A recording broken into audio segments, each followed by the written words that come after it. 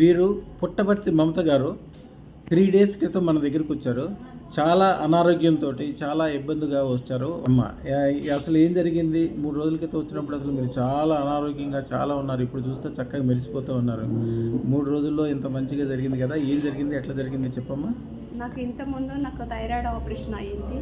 So నాకు అప్పుడు చెప్పారు అది బయాప్సీలో తెలిసింది క్యాన్సర్ అని చెప్పారు. మళ్ళీ మేము డాక్టర్ని కన్సల్ట్ అయ్యాము. ఇప్పుడు మీకు ఆపరేషన్ ఏం అవసరం లేదు, మెడిసిన్తో తగ్గిపోతుందని చెప్పారు. ఇప్పుడు నేను హ్యాపీగా ఫీల్ అవుతున్నాను.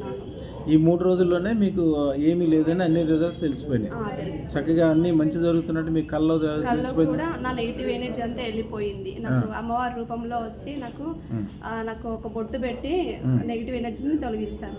నేను యాక్చువల్గా వీరికి ఇచ్చింది భద్రకాళి మంత్రం, చాలా చాలా పవర్ఫుల్ మంత్రము. వీరికి భద్రకాళి మంత్రం కూడా బై హార్డ్ అయిపోయింది. 1008 టైమ్స్ చదువుకోమని చెప్పారు. నేను 3 డేస్ అలానే చేశాను.